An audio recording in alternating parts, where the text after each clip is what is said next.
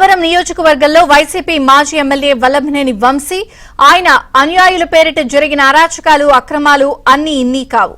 Gannavaram, Bapulapadu, Unguturu, Vijayawada rural మండలాల పరిధిలో అక్రమ మైనింగ్, భూ కబ్జాలు, దందాలు, బెదిరింపులు, మోసాలు ఇలా చెప్పుకుంటూ పోతే చాంతాడంతున్నాయి. గన్నవరం నియోజకవర్గంలో కొండలు, చెరువులు, మామిడి తోటలు, పేదల భూములు ఇలా అన్నింటినీ చెరబట్టి అక్రమ మైనింగ్ కార్యకలాపాలు సాగించారు. వంశీ అనుచరుల పేరిట సాగిన దోపిడీలో అక్రమ మైనింగ్ ప్రధానమైంది. అప్పటి రెవెన్యూ, మైనింగ్ శాఖల అధికారులను చేతుల్లోకి తీసుకుని వారికి కూడా వాటాలు పంచుతూ కోట్లాది రూపాయల మైనింగ్ దోపిడీకి పాల్పడ్డారు. పగలు రాత్రి 24 గంటల పాటు షిఫ్ట్ల పద్ధతిలో అక్రమ మైనింగ్ జరిపి లక్షలాది క్యూబిక్ మీటర్ల గ్రావెల్, మట్టిని తరలించుకుపోయారు. పేదల భూములను చెరబట్టారు. ప్రైవేటు వ్యక్తుల భూములను కబ్జా చేశారు. ఇలా 5 ఏళ్ల పాటు గన్నవరం నియోజకవర్గంలో అంతులేని అరాచక కాండను సాగించారు. కూటమి ప్రభుత్వం సిట్ ఏర్పాటు చేయడంతో ఈ అక్రమాలపై లోతైన విచారణ జరగనుంది.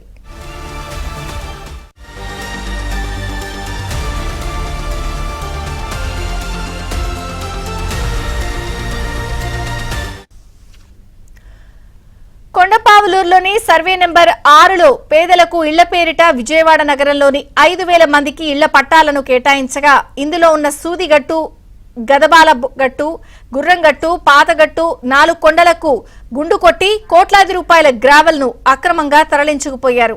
వెదురుపావులూరు, కొండపావులూరులో 300 ఎకరాలకు పైగా విస్తరించి ఉన్న కొండ ప్రాంతాన్ని భారీ బ్లాస్టింగులతో పిండి చేశారు.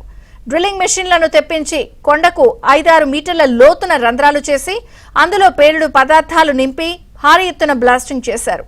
సూరంపల్లి గ్రామంలోని సర్వే నెంబర్ 526లోని 500 ఎకరాల విస్తీర్ణంలో ఉన్న తోకతిప్పను కూడా వంశీ అనుయాయులు వదలలేదు. గన్నవరం మండలం పరిధిలోనే ముస్తాబాద్, చనుపల్లివారిగూడెం కొండలను కూడా అనధికారికంగా చేజిక్కించుకున్నారు. రాత్రి వేళల్లో కొండలను పిండి చేశారు. లక్షల క్యూబిక్ మీటర్ల మేర గ్రావెల్ ను తన్నుకుపోయారు. బాపలపాడు మండలం మల్లవల్లిలోని సర్వే నెంబర్ 11లో 175 ఎకరాలను అడ్డగోలుగా తవ్వేశారు. మల్లపల్లి గ్రావెల్ ను గుడివాడ బంధువులకు అలాగే బందర్లోని భారీ ఎత్తున తరలించారు. పోర్ట్ల పనుల పేరుతో భారీ ఎత్తున గ్రావెల్ ను తవ్వుకుపోయారు.